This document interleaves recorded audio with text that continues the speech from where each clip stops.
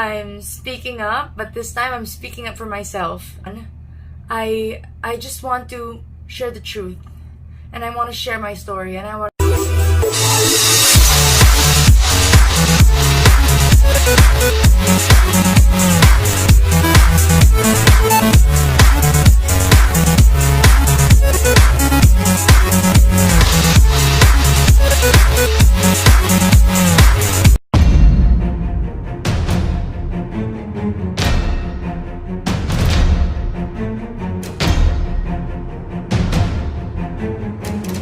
we continued on to our activities, and we had the best night of my journey as a candidate. And I had my best memory getting to bond with all the girls, getting to spend time with them because we weren't able to due to pandemic protocols, and we were able to bond that night. I got a chance to get to know all the girls, and I was so thankful. And at that night, I was on the end of receiving cryptic messages from people about, again, their results. And I didn't mind them. I chose to have fun. I chose to spend time with the girls. I chose to spend time with my sisters. And I chose to spend time for myself and just have fun. And early in the morning of the 25th, at around 3 a.m., I heard things that I wasn't supposed to hear. And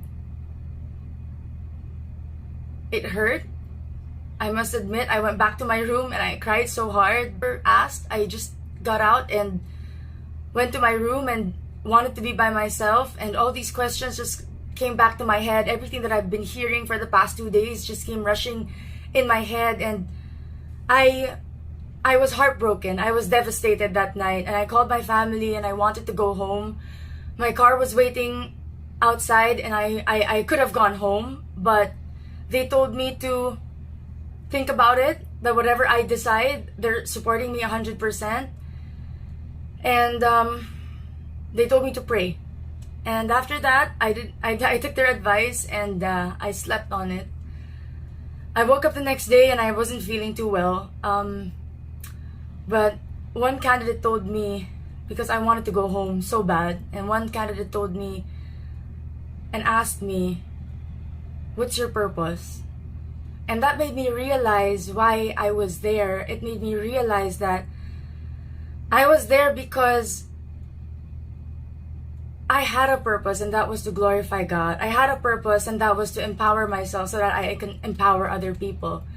And I held true to that until the very end. I put on my makeup, I stood up, I got dressed, I smiled, I looked pretty, and went down deliberately when it was already long gown. And top 16 was already walking for their long gown. And I knew that not so long we would crown the winner and everything would be over and I would be able to go home. And so I went down, and for one last time I told myself to smile for the show, for the cameras.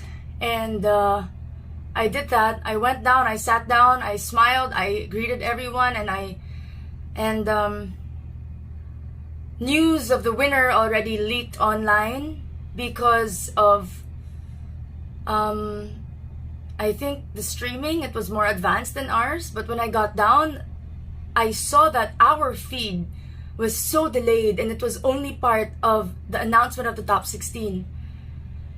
And so many people came to me and was hugging me, and a lot of tears were happening around, and so many questions of why, how, what, just overwhelming me too much. And after knowing what I knew the past 2 days, everything just came crashing down on me.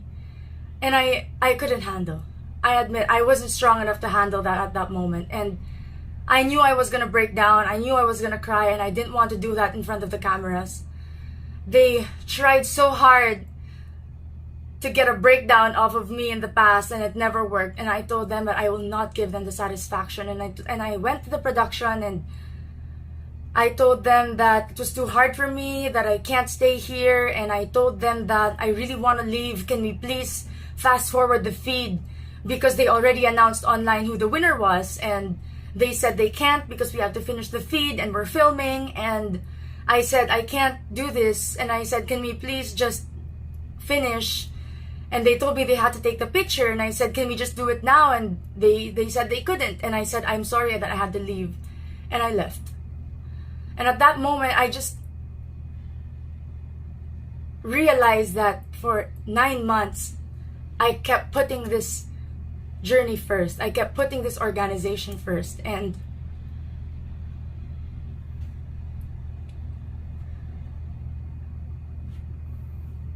it was my time to put myself first. And so I did. And I went to my room. I got the remaining of my bags. I sent a message to Mama Jonas Gafford and I told him my reason. I told him that I was leaving, and I told him everything.